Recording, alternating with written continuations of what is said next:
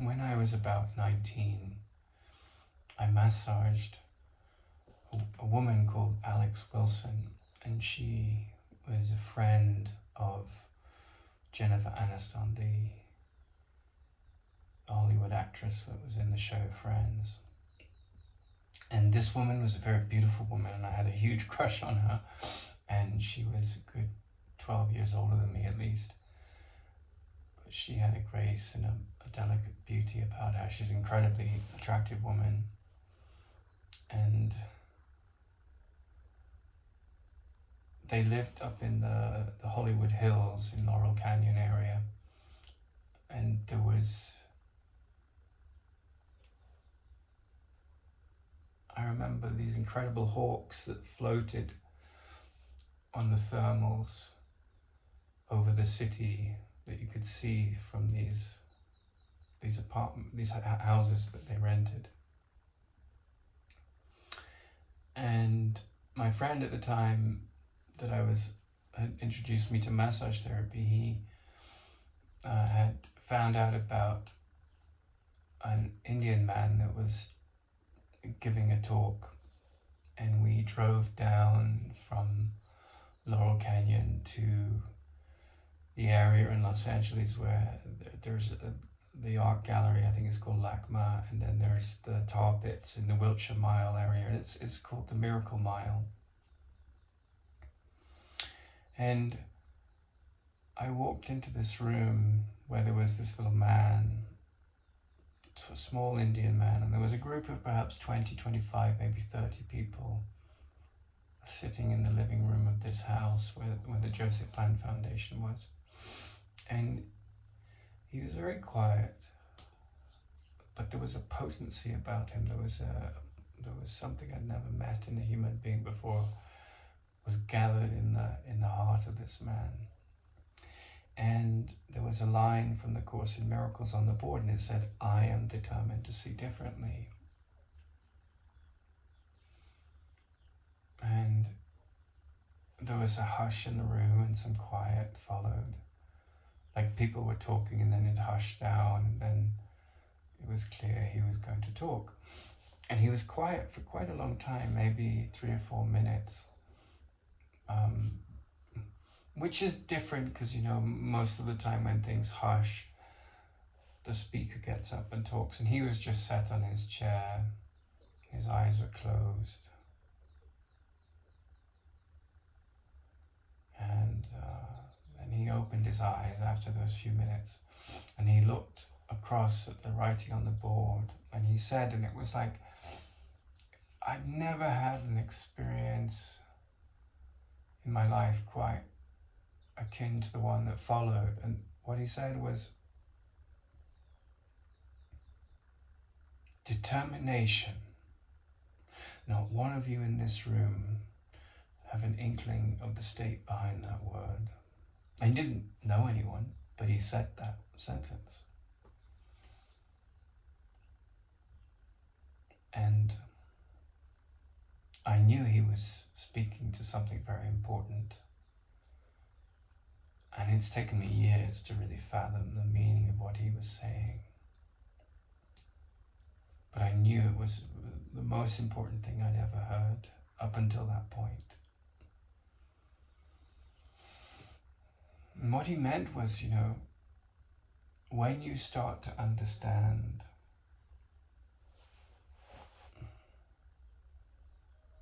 where meaning lies, I don't mean the meaning of a word in a dictionary or a dictionary of etymology, the root of words.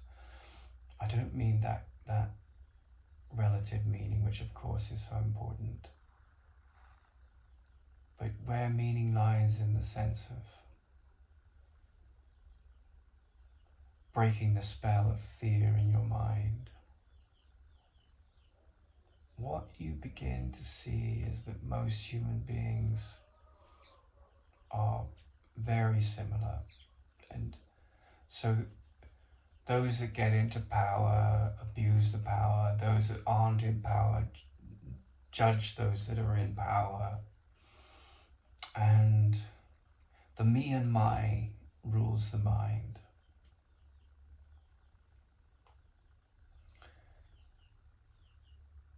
And I went through a lot of painful experiences. I met a woman in Paris that was from America, and I fell in love, and then I wasn't on the right career track, and I smoked marijuana at the time, and I was kind of a loser in her eyes after a while, and I was devoted to this teacher.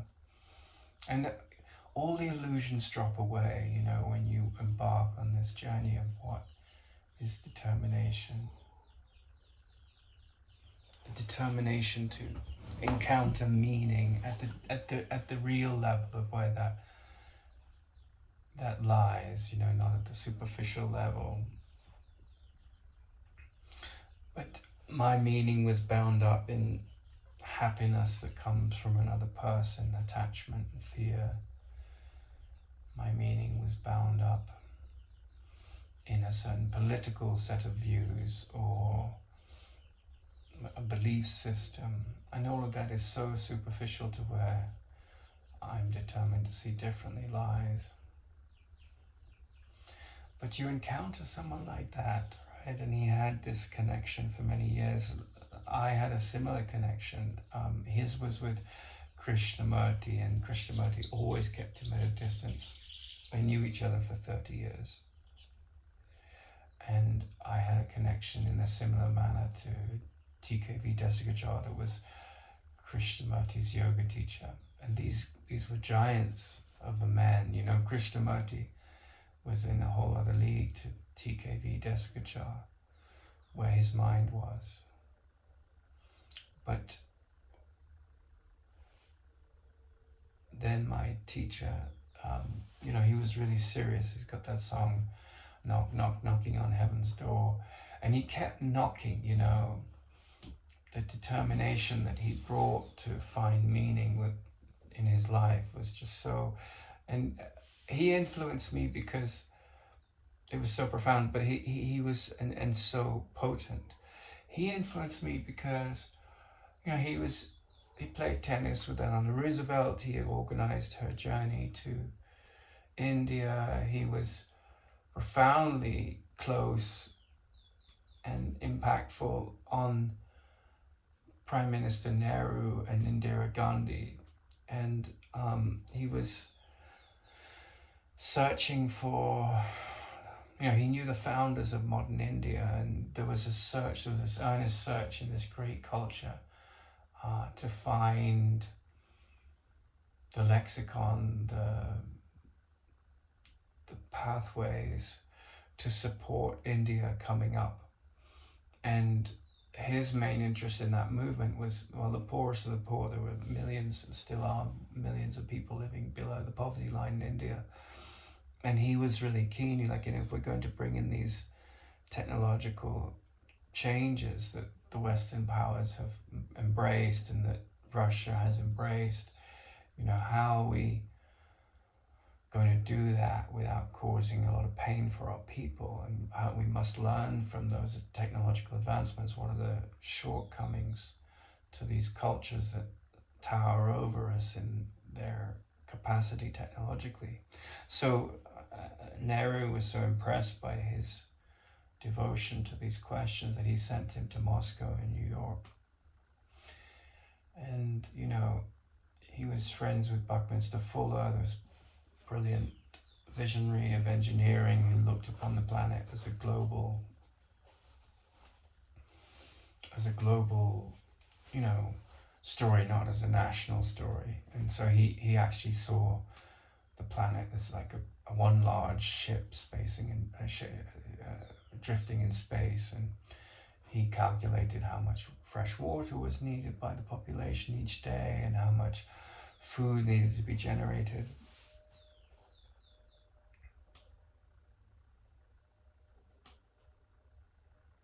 He was also friends with Alan Chadwick, who was this incredible horticulturalist and Shakespearean actor born to the richest man in England.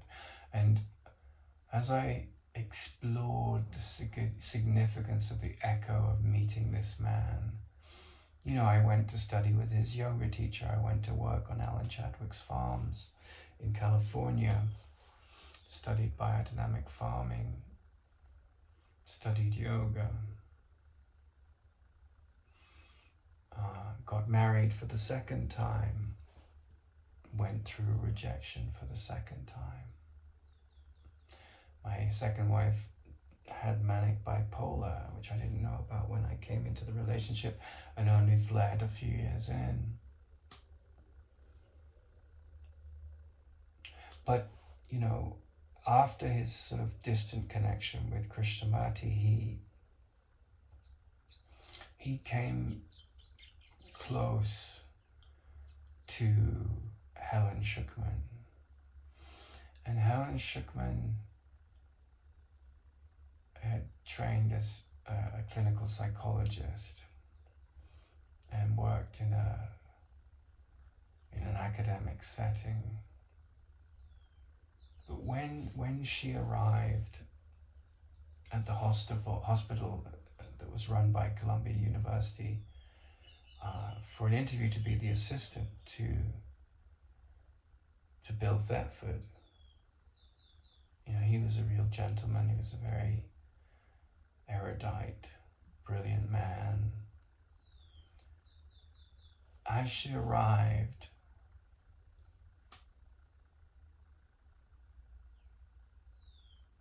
she heard an inner voice, and the inner voice said, "He's the one you have to help." And the manner in which she helped him, you can't say it was of this world. They worked in the realm of, you know, psychotherapy, application of the study of high psychotherapy in highly academic settings to help people that were miserable, depressed, in pain, psychologically ill. But the help that she brought to the table, I mean, it led to the scribing of the Course in Miracles. And there's no doubt that this text that they wrote together, they scribed together, is, you know, it's in a Christian language, but it's the greatest gift the Christian world has given to mankind. And I was very much on a journey where, you know, my heroes as a child were people like Sir David Attenborough. And then it became very much the study of evolutionary biology. And in my 40s, that shifted to physics, fundamental physics, solving the problems of man through fuel science and things like that. But one of the problems I faced was I grew up in a family that was very averse to religious language. They were fond of the Greek myths and the Arthurian legends, but in a healthy way. I have to salute my parents for this. They just had kind of a feeling towards any kind of Christian evangelism. And so for a long time, and still to this day to an extent, and I think Helen Schuckman had the similar sort of, she was born Jewish, she had a similar kind of challenge with the language of the Course. And so she said, you know, famously at the end of her life, "I don't believe it, but I know it's true." So one of the challenges I have with the Course people is that, you know, the people that teach it, Jesus says this and Jesus says that. And that's really my challenge, not theirs. But it does kind of, I alienate people, because what the Course is saying really has nothing to do with Jesus, although people can find that symbol useful. What it's saying is there's a blindness, there's a block to truth in the mind, and that blindness is cured by understanding the nature of perception. And there's this beautiful poem by Parmenides, the founder of Greek civilization. We don't have, like, I think the poem is called Fragments. That's not the title of the poem, but it's because we've only got fragments of this great poem. And the first line it says, the mares that carry me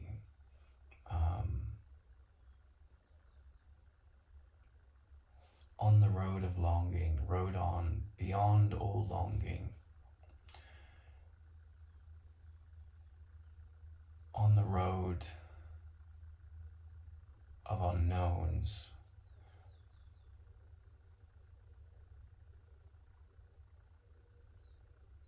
That the man who knows must take. I mean, I'm paraphrasing a little bit. But in all human beings, there's this longing to come to know, right? And so there's the knowledge of the world. How much medicine should I put in this glass? YouTube is full of content like that. How do I fix my iPhone's screen issue? How do I process my visa for Bolivia? I'm from this country. So that form of relative knowledge is not what he's referring to here. And so the word gnosis, or in Sanskrit the word nana, it's the same root. Like gnosis comes from nana, which is GN instead of JN, but nana means knowledge. Gnosis means coming to knowledge, the process of coming to knowledge.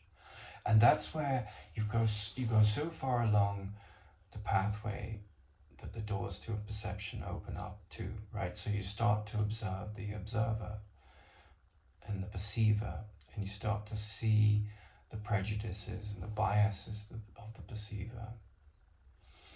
And then once you've made some progress along that path, what happens is the fear that has infiltrated the avenues of your perception starts to be seen. And with that fear comes grievances, right? So if only he hadn't said this, or if only she hadn't done that, I would be saved from my internal psychological torment. And that is the thought system of the ego. And I was sort of trapped in that for a while, because I thought, well, if only we could solve hydrogen fusion, or if only, politicians would take up this pathway to holistic management in agriculture. These were the avenues of thinking that trap me in my noble ego, looking to do the right things for humanity in the salvation plan of the ego's thought system. And then I went into monasteries. I went to a Buddhist monastery, and I went to a Christian monastery, and of course that's like, it's really like a horse with blinders on. That's what those characters are like. And I'm not saying that you can't make great spiritual progress in those places, but it's like you can't eat these foods. You can't. I mean, I think in the Buddhist monastery, the monks had about 500 or 1,500, some very large number, set of rules that they had to follow. And also the problem with those kind of cultures is that they're so dogmatic, like these are the beliefs that you have to adhere to, and if you follow them, you will be saved. And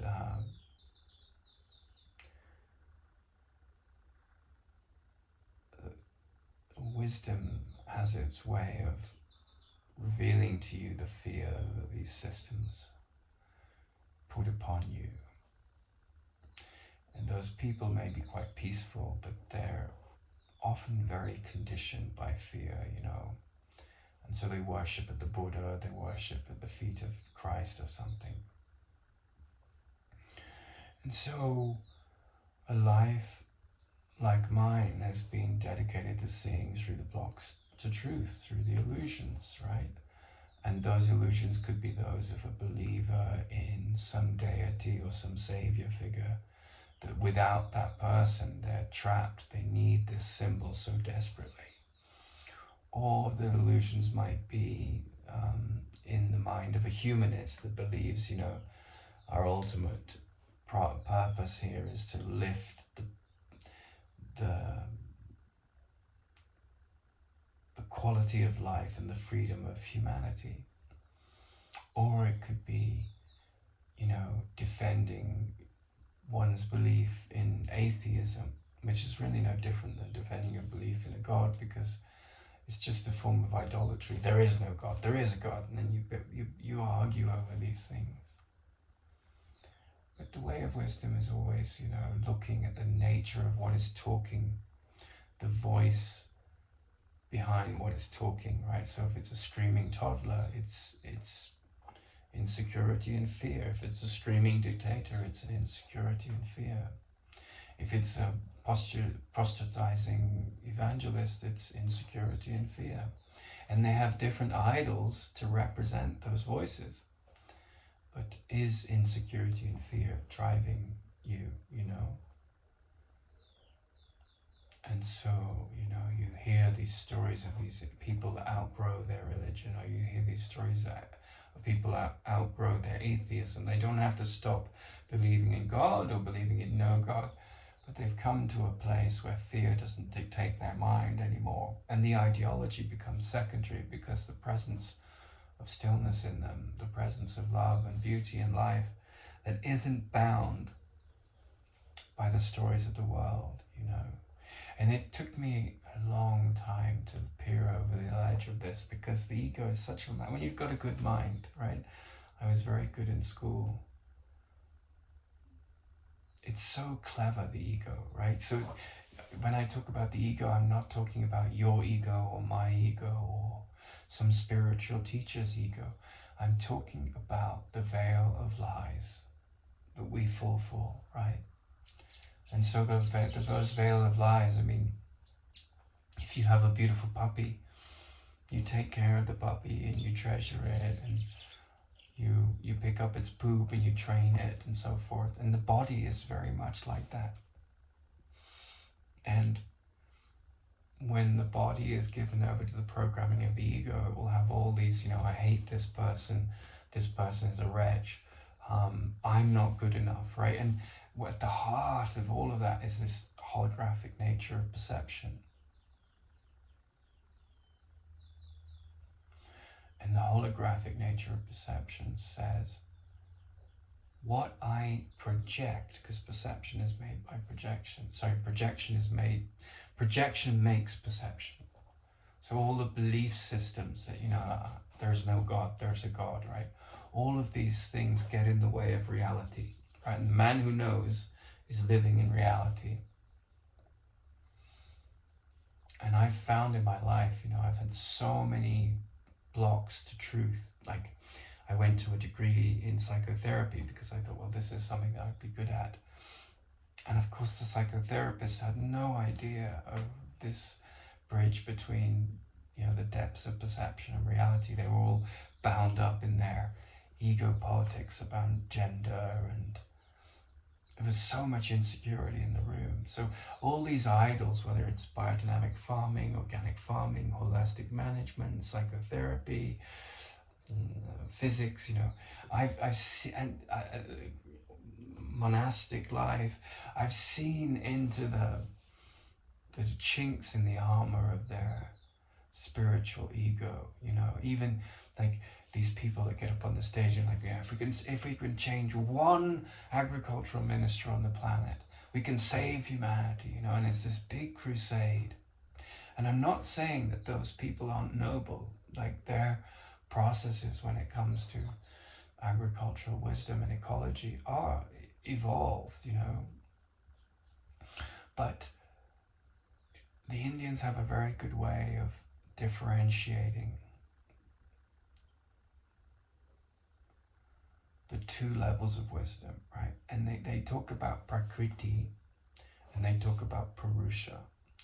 And so Prakriti is wisdom associated with nature. So, you know, that's science really, you know, and science moves forward by saying, this is the best idea we have right now. And then, you know, Newton comes along and changes that. Einstein comes along and changes that. Darwin comes along and changes that. George Price comes along and changes that. These are great minds in the realm of understanding our place in the ecology of the universe. And if you look at the reintroduction of wolves into Yellowstone, you see an example of that. You know, if you take out the sharks, the wolves, the lions, nothing keeps the herbivores, the omnivores in check, right? It's only the carnivores that keep them in check, and we are more carnivore than we are. If you go to South India, it's mostly vegetarian, but if you think about the people that came out to North America, right? They killed all those buffalo, right? I was in Sri Lanka once, and there was this Englishman up in a town called Nueria, where the British had their government, and he was hated by the locals, and he was hated by the British. And when he died, he was buried outside of town. And I heard that in one day he once killed, for sport, 400 elephants.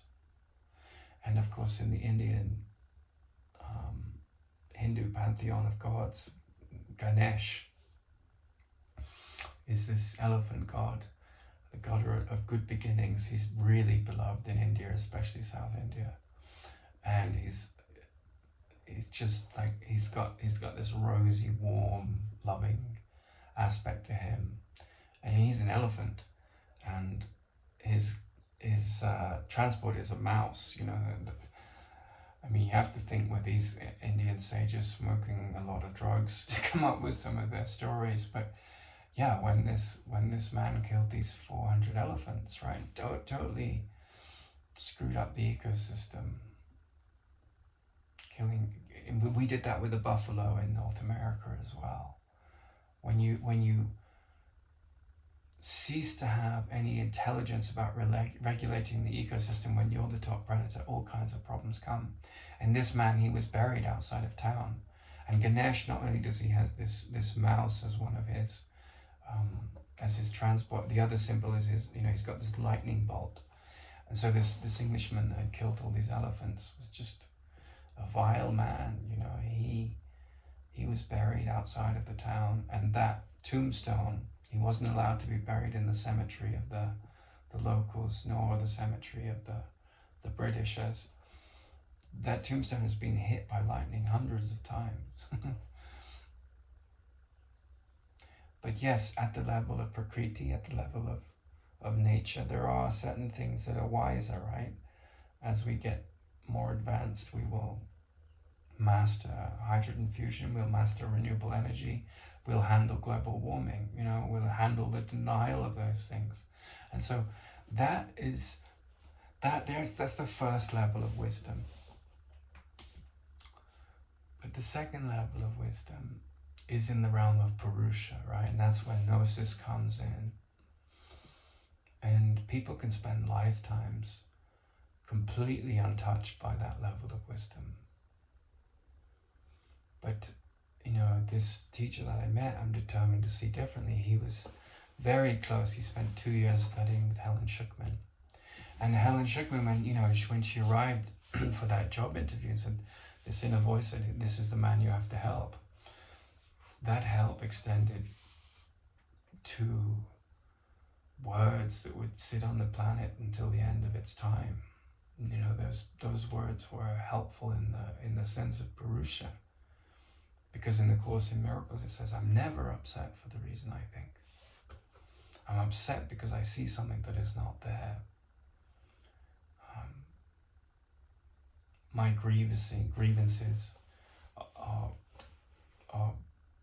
blocking the light of the world in me.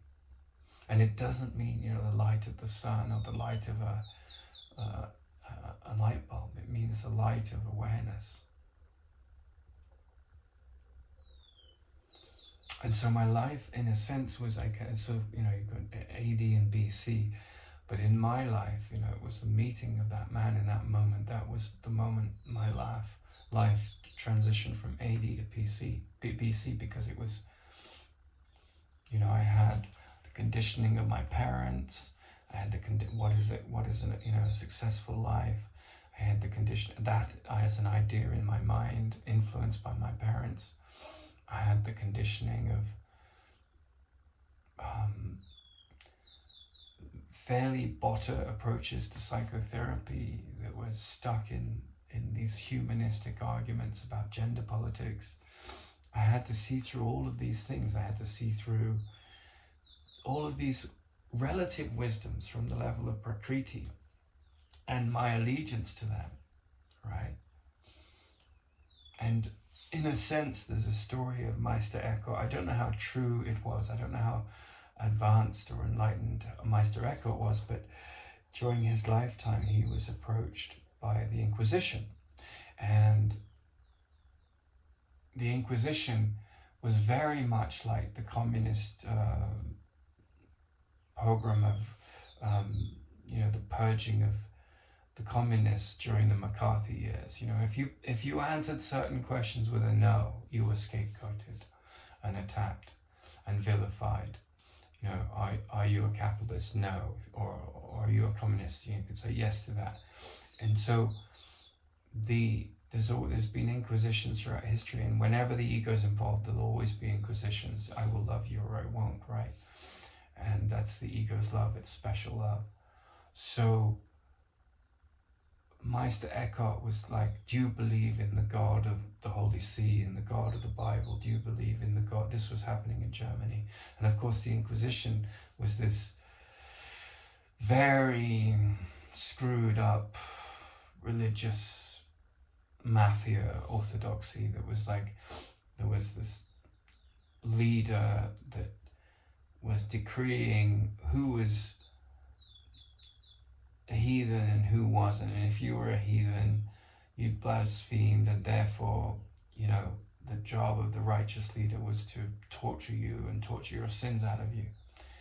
And Meister Eckhart was facing like horrific abuse to his body, the torturing they did in the Inquisition. I've been to museums where you see the kind of, in Spain and elsewhere, the kind of horrific torture weapons they had. So they came to him, and he managed to fall through the cracks. He managed to fall through the cracks of their Inquisition. So, do you believe that there's only one God? And so he said yes. And then there's a whole list of questions, and his answers were intelligent enough not to trap him.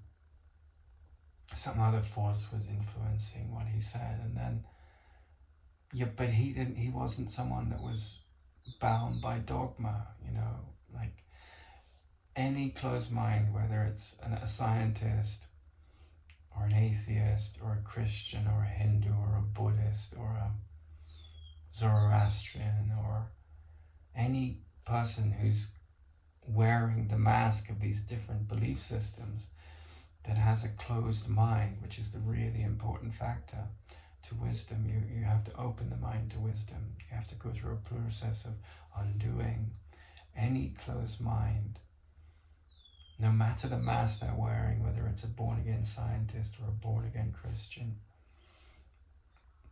They are going to be threatened by people who have open minds, right? And they're also going to be attracted to them because unconsciously the pain mechanism that traps you in this perceiver that makes grievances, that judges, that is insecure, is a shackle that you want to get rid of. Unconsciously, everyone has some inkling of that, but it's only until the mind reaches maturity. And that can happen when you're 3, it can happen when you're 80, it can never happen in certain lifetimes, right? You just get trapped in your delusional thought system. But when it happens, then the mind opens, the heart opens, and then it's a process. And in my case, I had to go through all of these blocks in myself, mirrored by my attachment to false beliefs. And then once I'd made a lot of progress on that, I ended up on a university course. And like Meister Eckhart, the Inquisition comes and, he's a misogynist, he's a racist, My mentor was brown, two of them, right? My sister's black. I've lived in more cultures than most people that have walked the earth. I've been married to a lesbian and a former bisexual, I have a lot of gay and lesbian friends. I'm straight. But because I could walk through the valley of these illusions and not make them important and not buy into this woke ideology or this anti-woke ideology, although I've studied both, it's like when I read the news, I read The Guardian, CNN, Fox News, Al Jazeera. I try to see what the viewpoint of the ideologues or the billionaires funding the ideologues are saying. And I don't take anyone as telling the truth, because they're just talking about worldly events and the perspective they have on the worldly events. But, Meister Eckhart passes the test of the Inquisition, and then he's an older man at that time, and then they come back because they think, there's something odd about this man, and that, this inner threat that they are looking at, where they're using their questions and their torture weapons to justify their wrath and their righteous wisdom, which is just ego thought system, I'm wise, you're not, kind of thing. And they come back to him to do the test again, and he dies, So anyone that doesn't fall for conformity, like Helen Schickman, she wasn't a conformist. You couldn't. She was born a Jewish lady. She wrote a book which has Christian language in it, and she didn't believe it, right? But she knew it was true. Not that she was advocating Christianity. She wasn't. The Course in Miracles is not a religion.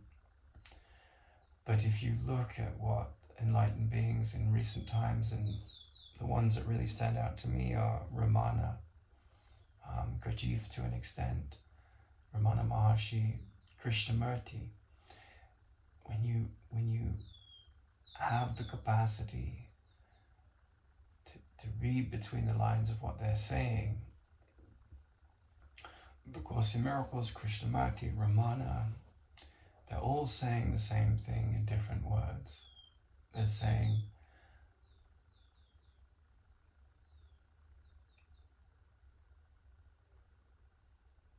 the ego created the physical universe and your body and dominates your mind. God or peace can't be found in any temple outside, can't be found in any atheistic or humanistic theology or ideology or religious ideology. Wisdom is not about making changes on the outside or fixing the world. Love created you like itself. Love holds no grievances. Love is not a victim of the world it sees. And beyond the illusionary thought system of the ego is the self. The self never changes, it was never born, it never died. It is not a product of time and space. And the function of the brain is to help you handle life in the world. And once it's done that, it's quiet. And that quietude, as they say in yoga, is the witness, right? So the goal of yoga is to align yourself with the quiet mind. And so the practical needs of the mind to attend to the body, that goes on. But then as the dawning of intelligence awakens in someone, and that's not intellectual intelligence, that's the peace that is your true nature, as that awakens in you, the shackles of the ego, the blocks to truth fall away. And then everything that's happened in your life becomes a vehicle for emancipation from fear. And you're not trying to fix anyone else. Oh, my life would be better if they believed what I believe. Or they would be happier if they believed what I believe. Or I would be happier if I had more money and more status. And there's nothing wrong with self-improvement, and education and so forth. But that's all relative. It's fine to desire nicer clothes or a better property to live in or something, but the question is asked, this is the heart of the economy of wisdom. Is it, if the cost of it costs my peace, it's too expensive.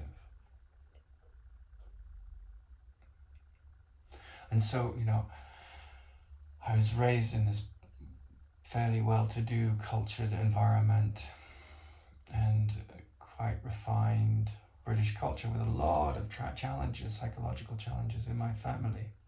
My parents had adopted a black child. There were 2 foster brothers that had some issues, and my father was very challenged by these things. And if I'd been born into a much more balanced, not adventurous and exciting and brilliant family. My family was adventurous, exciting, brilliant, lots of fun and laughter and music, a lot of pain too. But if I'd been born into a much more easy family, I would have, probably cruised through my education. I just couldn't go home. There was so much strife when I left home at 18.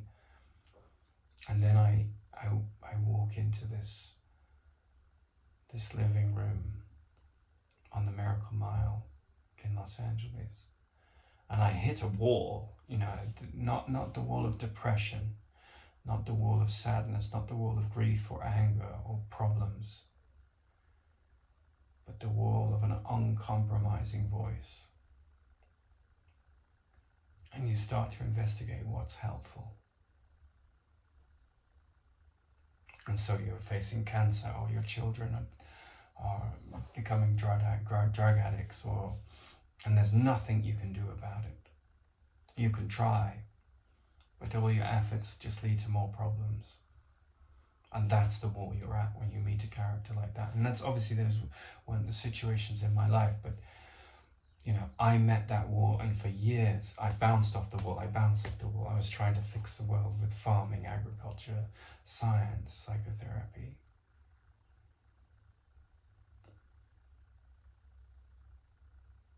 And then the resistance stops, and you become the wall. And the whole thought system changes.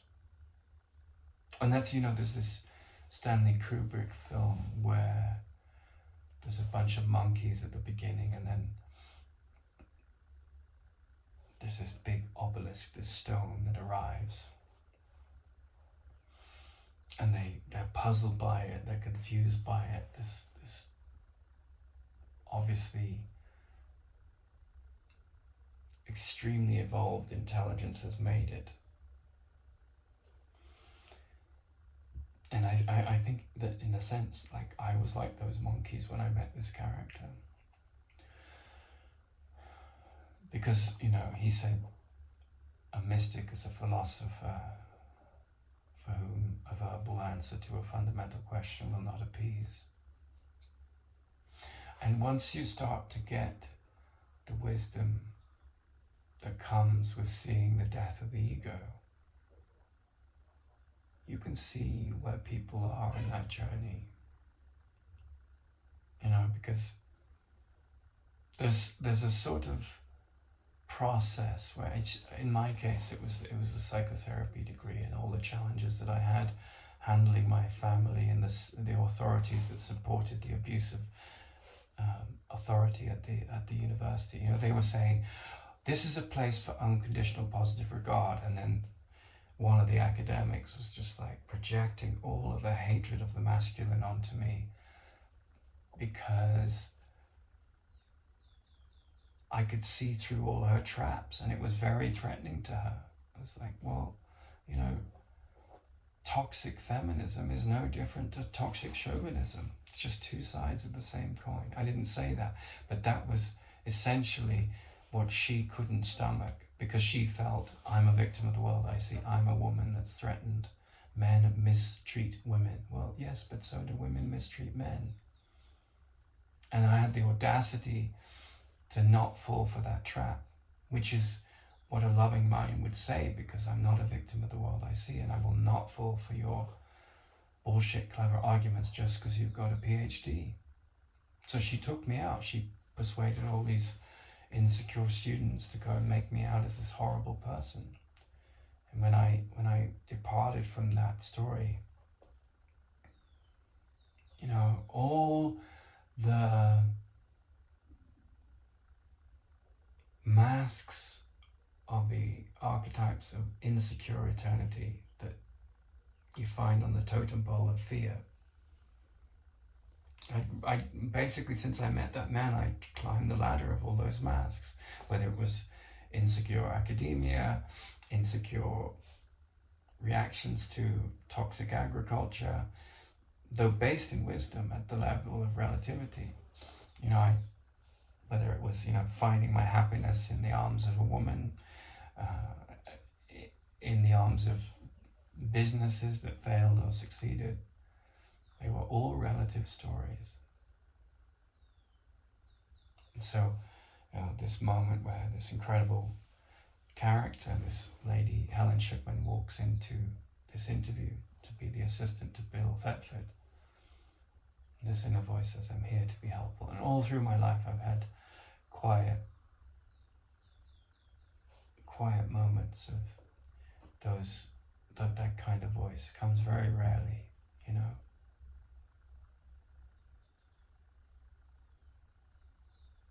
But that statement, you know, he's the one you're here to help.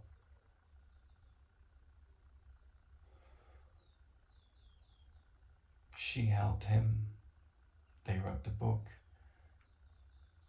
She taught my teacher, as he sat on that seat that day, he slapped me in the face. You know, and there's one thing that he used to say, he said, if you don't dissolve the authority and the influence of everything I have to say, this meeting has no value. Because people get their teachers and they put them on a pedestal. And every teacher of truth, you know, that has embraced it fully and becomes that vertical stone that the monkey minds of the world that attack and defend can't do anything to. It's indomitable, it's unchangeable. They all say it's not about me. They're not looking to liberate others. They see no others. I mean, they at the relative level they do. What they are expounding is helpful, just as she helped Bill Thetford, in the sense that the undoing of fear is the only helpful thing that happens in the universe. Yes, mechanics fix cars, that's helpful. Yes, an old person you helped up the stairs, that's helpful. But at the level of intelligence, at the level of meaning, what is helpful is the undoing of fear. And that was a big challenge for me for years, because I was confronted by, you know, I did endless jobs, you know, worked in restaurants, was a massage therapist, taught English, was a degasser, took out the gasoline from rental cars going off the lot to be sold secondhand. Worked as an assistant in an alcoholics rehabilitation home. Was an artist model. was an editor and copywriter for English language copywriting firm in Hong Kong.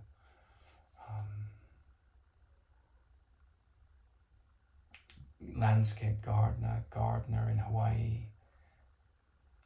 So many different jobs. But they're all externals, they're all stories, had different companies, building another company now. But they're all masks, You have to find a way to feed the body.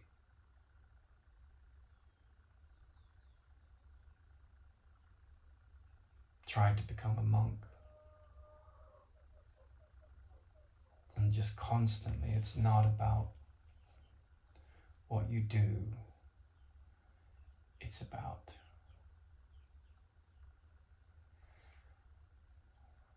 the withdrawal of the attention to the ego thought system.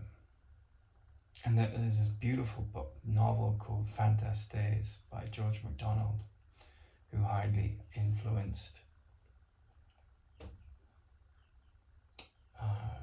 C.S. Lewis and other great authors, in the last century. And in the story of Fantastes, it's about this man going on these adventures in these trippy forests and meeting these maidens and sorcerers and witches and warlocks and having all these adventures. And slowly but surely, his name is Anados, which means all men or every man. And of course, the great American poet Carl Sandburg, he said, there's only one man in the world, and his name is all men. And here's Anados, which represents us all. So everyone's form in their story is different, You're born rich, you're born poor, you're born into a religious family, you're born into an atheist family. But everyone beyond the level of form has the same function. And this function is the shadow behind Anados as he walks through his story, the shadow of the ego thought system, the shadow of fear dwindles and dwindles and dwindles. I'm not my grievances. My grievances have no place where I am. Time and space do not define me. My story does not define me. I'm not a body. I was not born, I will not die. My aspirations can condemn me or liberate me. My hate is a reflection of my fear, and my fear is a measurement of my entanglement in the belief system of the ego. Ego created the universe, it created my body, it created everything separate that I see with my body's eyes. And the eradication of the ego is that another intelligence comes in and it doesn't condemn. And it doesn't define itself by the illusions of the world that the mind has created. So peace is the outcome of this profound peace. And then you ask, well, what do you do with it? Well, some prompts come, You have to be living this for meaning to settle in you. But you're a human being, you're not a human doing. But out of that wisdom that extends its help, that transcends fear, that transcends your identity in the world, that listens, has the ears to hear, out of that extension